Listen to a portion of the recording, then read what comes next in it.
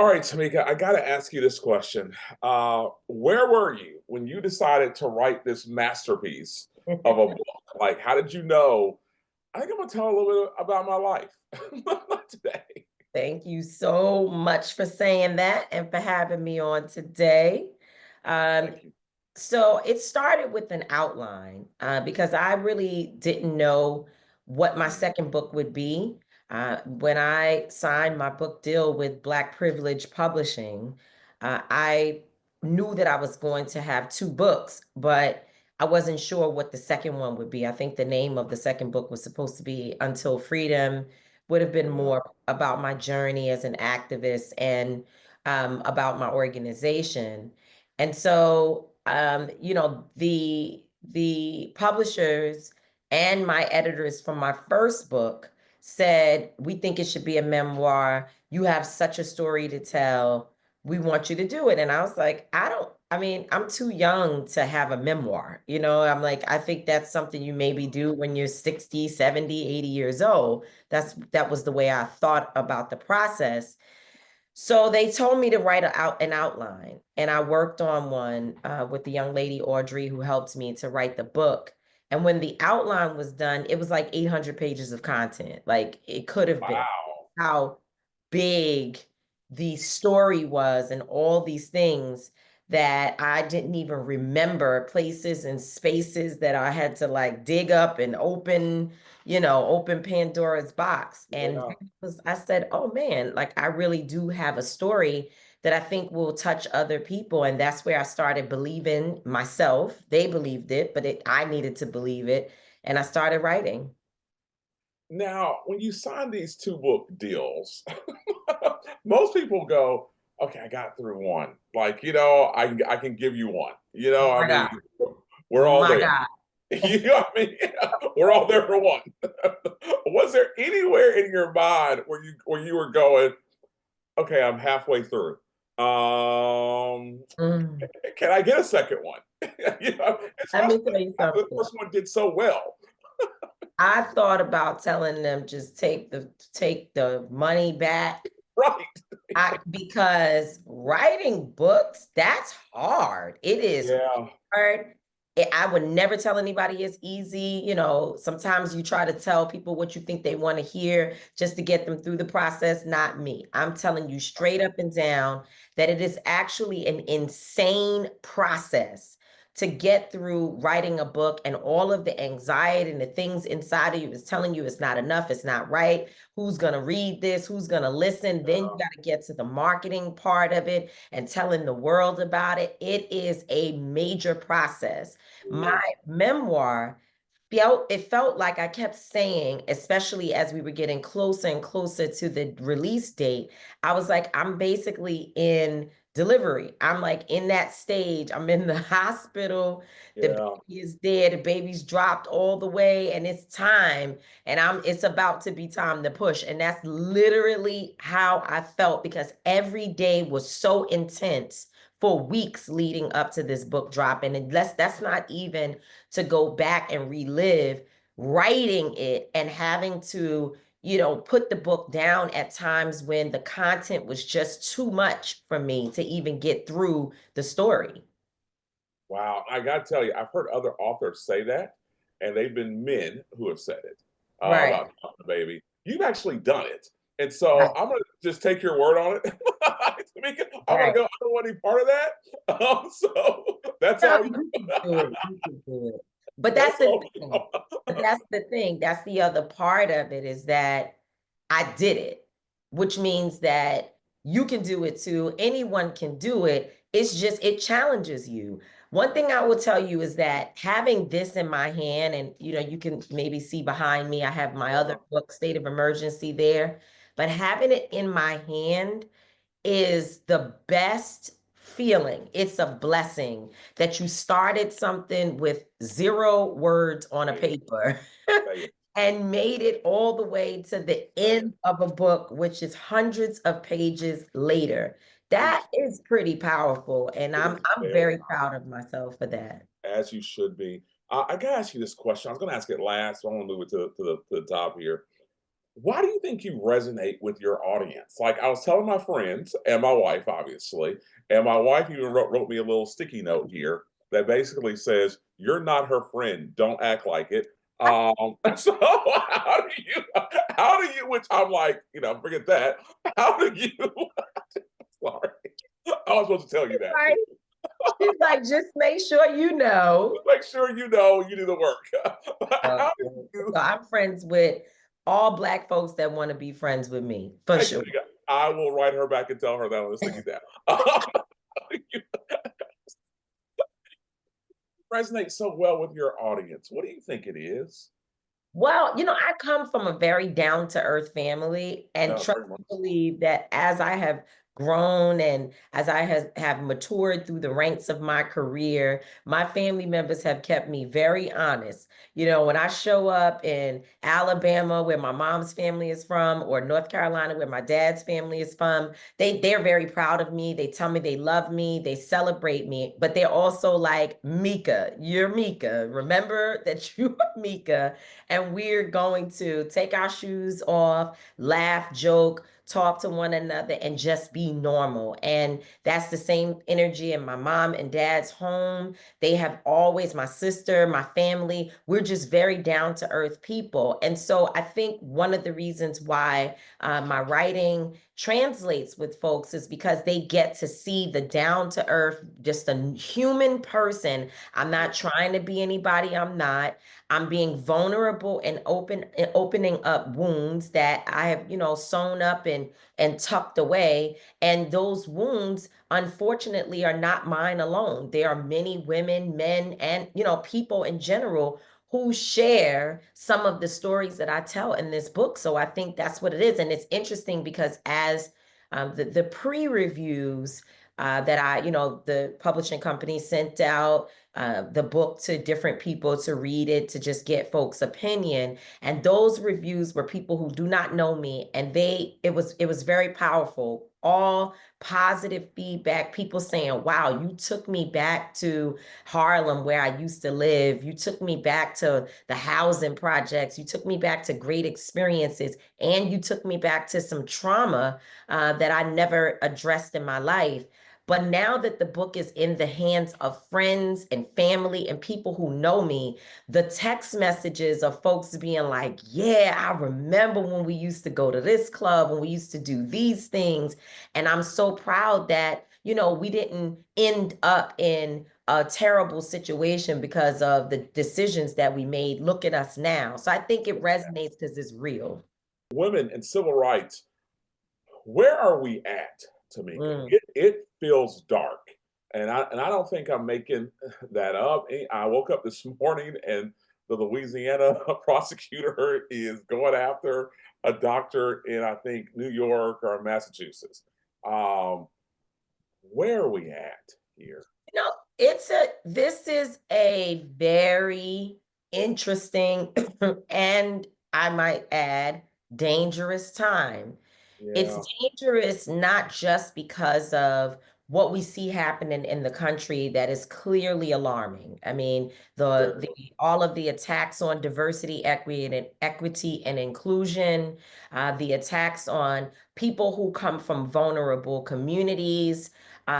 Those things are extremely dangerous to me. And I am from the mindset, and I joined the 92% of Black women who are saying we need a beat, we need a breath, we need to take in where we stand and decide strategically how we're going to fight, because the chaos that's coming at us every day, boom, boom, a new issue, a new executive order, new things that we have the intuition to know. We as Black women, we know what's coming. We know how serious it is. And we can't just fight ourselves to death.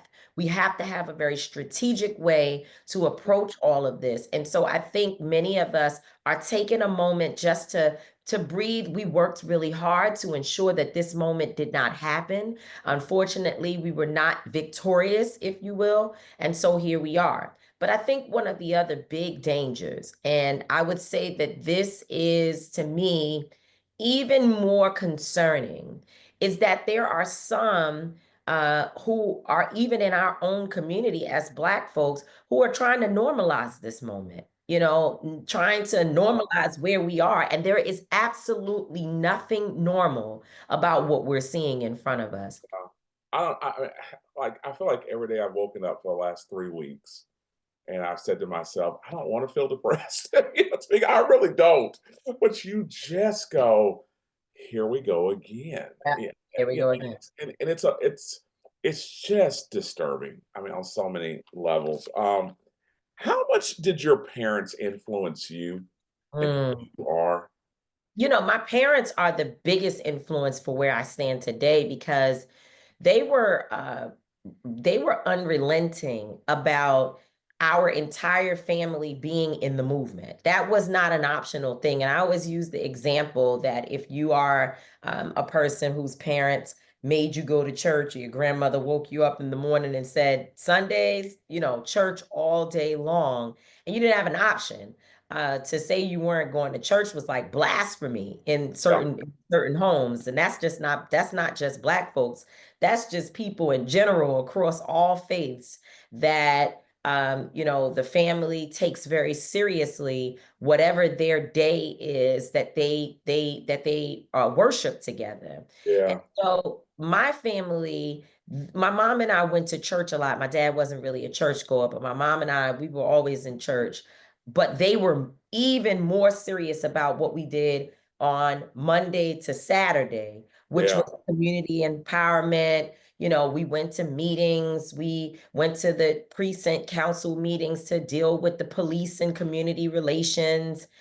We went to National Action Network Saturday rallies. And so this is something that I was just raised with two parents who were super Black. They still are to today. When you walk into their home, it looks like a museum of art and culture that they have picked up from all over the world, from Black artists. And they always taught me about not just what it was to what it is to be Black, to be proud of being Black, but also my responsibility to use my skill set to help people who look like me. And so I have to give them all the credit for where I am today, because if they had not forced me to do it, God only knows what the story would have been.